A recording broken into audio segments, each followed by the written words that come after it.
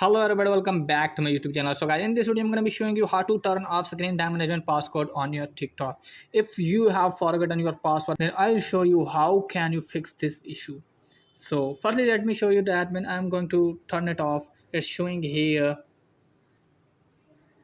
invalid passcode, try again. And when I'm going to change passcode and I'm trying to tap on next wrong password, please try again. So you have to take screenshot with this problem. So you have to take screenshot when this problem will appear. So in your screenshot this will appear. So after that you have to go back, and then let me tell you that you have to tap on report a problem,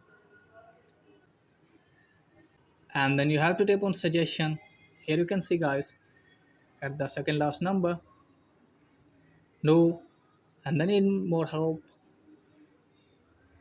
and here you have to write this one. So I have already right here, so it's given in the description as well.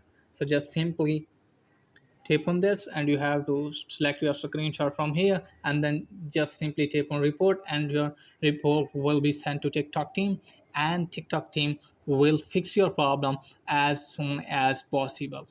Okay guys, so this is guys for today video. The video is helpful, please like the video and subscribe my channel. Thanks for watching.